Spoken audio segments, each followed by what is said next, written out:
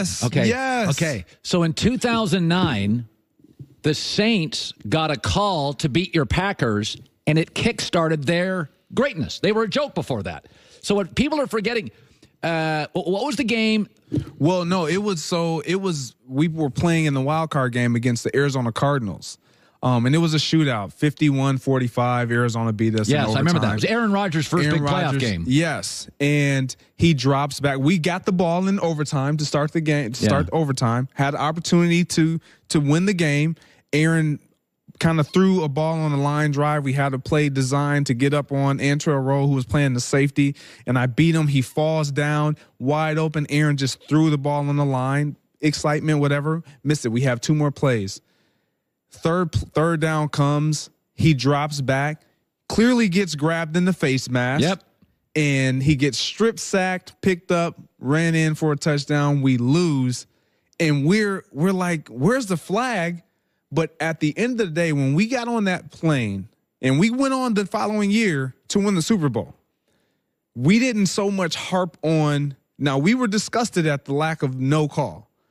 But we knew we had missed so many opportunities in that game to where we could have beat that team being the Arizona Cardinals. And then they go down to New Orleans and get blown out, which even gave us more reasons. That's why we should have been down there.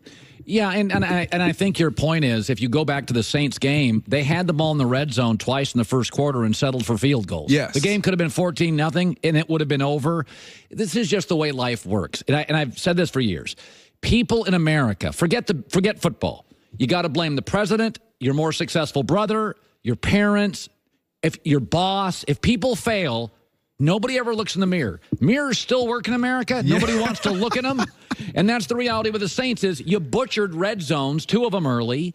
You got a couple officiating breaks. This game was yours. You got the ball in overtime first where you were facing a gassed Rams defense, and you threw a pick. Yep. It's the way it works. Okay, so I was saying this. If you look at the Golden State Warriors, the West has gotten increasingly dysfunctional since their dynasty started. Daryl Morey's one of the best GMs in all of sports in Houston, trades for Carmelo or acquires Carmelo. And you're like, the hell are you doing? Why? Because the Warriors. To beat the Warriors. Reportedly, Luke Walton's on his way out of the Lakers. Another coach? Why? Because they don't feel like they're close to the Warriors. Lob City was wildly fun in Clipperland for years. They blew that puppy up. Why? Weren't getting close enough to the Warriors. Is that great teams create dysfunction.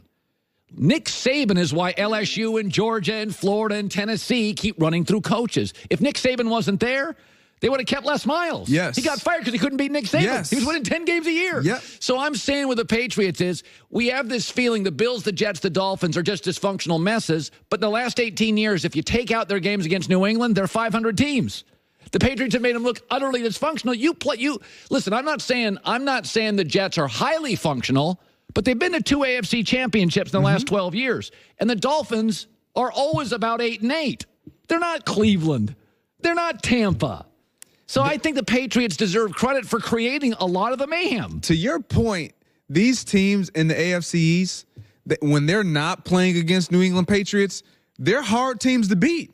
Like, they're hard outs for any other opponent. But it just so happens they're in the division with the best, the world champs. And it's like that big brother that he's a bigger brother. He's more physical. He's a little smarter. He's done it before you. So you know his tricks of the trade, and you try to use them against him. But sometimes it works and you get him. But when it really matters, he's going to beat you every time. And that's the New England Patriots to the AFC East. But to everyone else, they're a formidable opponent. Think about this, Greg. I have a bunch of kids. You have kids. Is that I tell my wife this. We have these discussions that I am not. Kids really, after about 12 years old, and certainly at 16 when they can drive, their peer group, their friends have a big say. That's why it's very important the friends your kids have. Yes. Because they're going to have major control. You as parents will not be at school with them. You'll not be at the cool parties with them.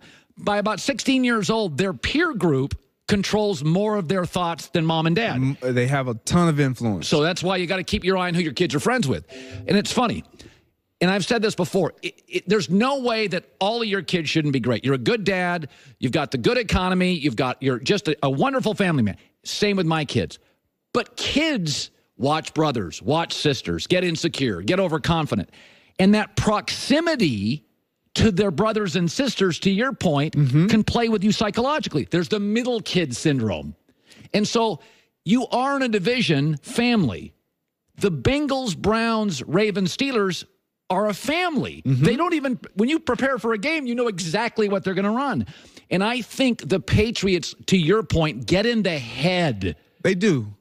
They do. And quite honestly, they get in the head of all of the National Football League. When I've been on the opposite side in being in the National Football Conference versus the American Football Conference.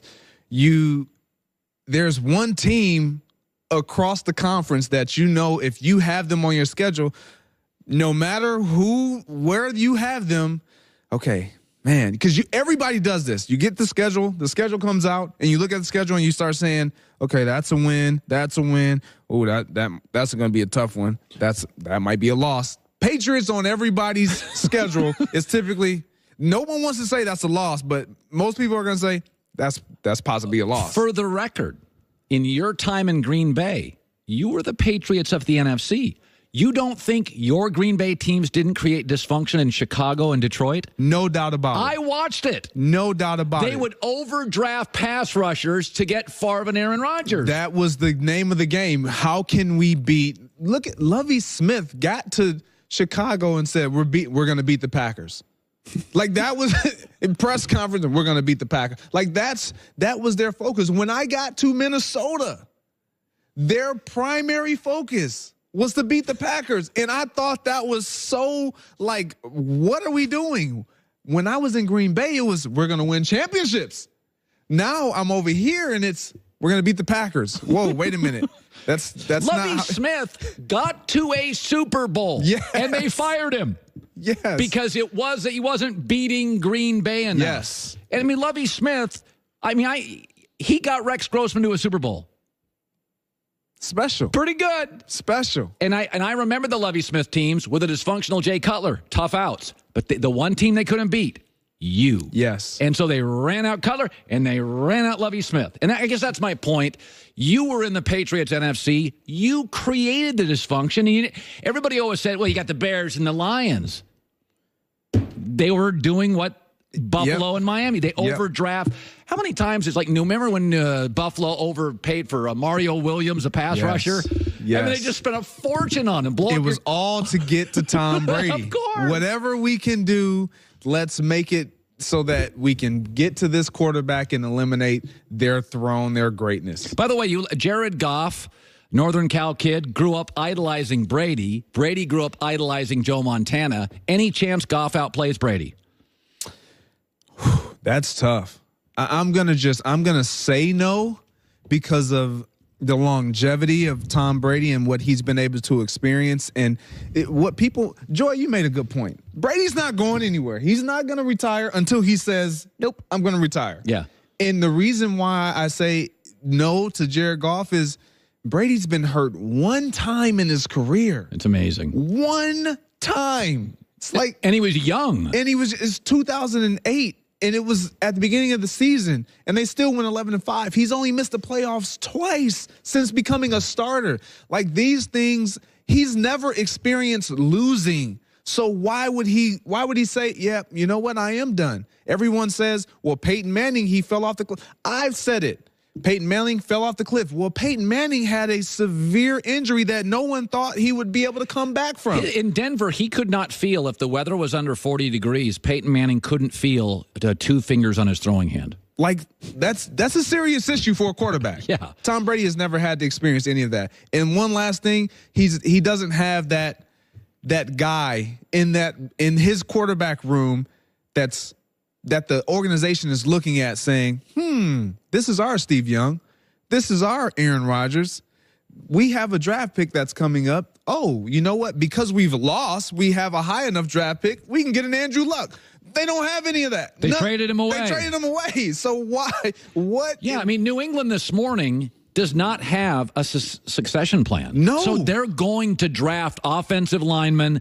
They have 12 draft picks. They're going to draft pick. I mean, listen, this is not a great quarterback class. New England's Belichick would be crazy not to build a team to protect Tom for 2 years. Look, Tom Brady is doing New England a favor saying, you know what? You got until 40. I'm 45. And then you have time to think about your future after me. Up until 45, I'm your guy. So I'm giving you that window of opportunity to research, do your due diligence, and bring in a guy when I'm saying that I'm done. But you better protect me now because you got nobody in-house. So don't kid yourself. Those 12 draft picks are to protect Tom. I do think they'll draft a quarterback in the 4th, 5th, or 6th round. They have to. Greg, great seeing you. Absolutely. Great having you in this week. Peter King next hour. Top of the hour, where Colin was right, where Colin was wrong. Coming up next, Roger Goodell should apologize. Are you out of your mind? It's The Herd.